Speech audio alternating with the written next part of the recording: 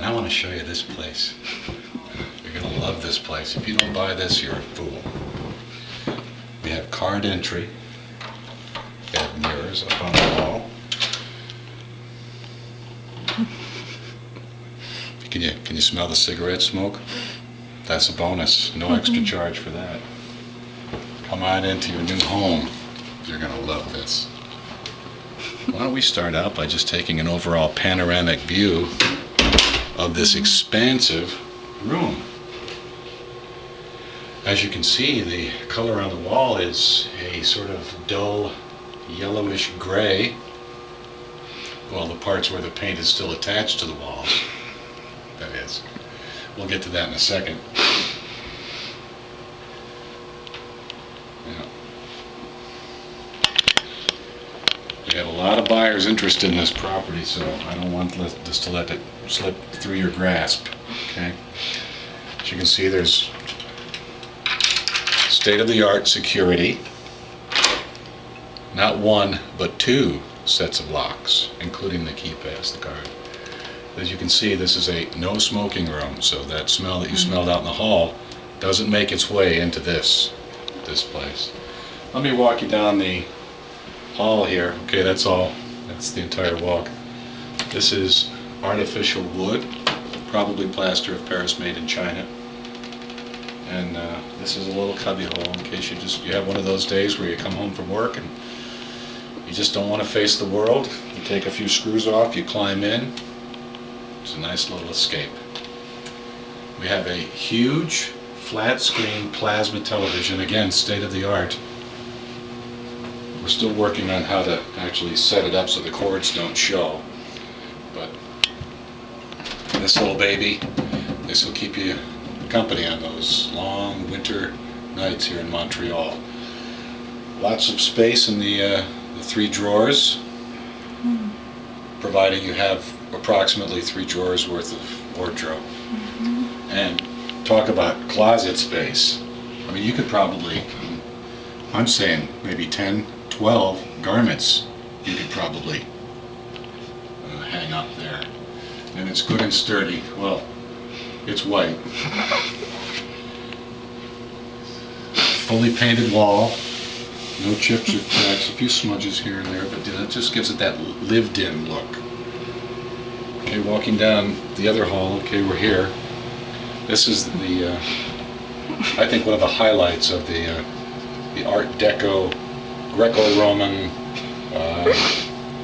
comme ci comme ça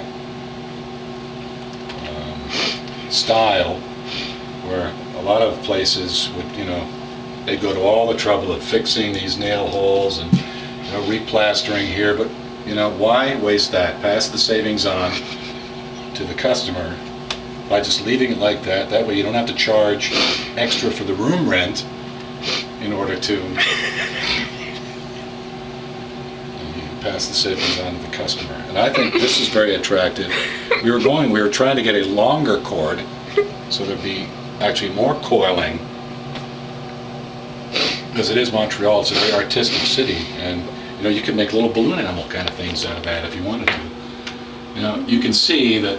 Do the custom draperies stay with the place, Jim? Yeah, they do. And if you did buy the place, I would assume you'd probably want to, I don't know, maybe cut across here instead of folding up like we had to do. Because if you don't fold it, then this actually covers the vents. So there's no point in having an air conditioner if you're going to have the curtains covering it. So I would, have a seamstress maybe just cut across there, and that might even block some of the. Well, you don't want to do that. You want that to show. And I don't really know where this came from. It may not even be part of this room, but it's all yours, just for the asking. Of course, behind you, these are our blazing lights on each side of the room, just for effect. We've got 2 bulbs completely blown and facing toward the ceiling on this particular side. Just for a little challenge to get your exercise in, like this. You have to bend down to find the on-off switch for this, and that takes care of that. So you get your squats in, you get your bending. We don't want you to get fat. And killing two birds with one stone. We've decided to make an end table and a refrigerator all in one. Not a lot of hotels do that. We do. Here at St. Andre's, Hotel de St. Andre. Even the name. You know, St. Andre is famous for using appliances as bookends and end tables. The bed, of course, is it's somewhere between a king and an infant's crib.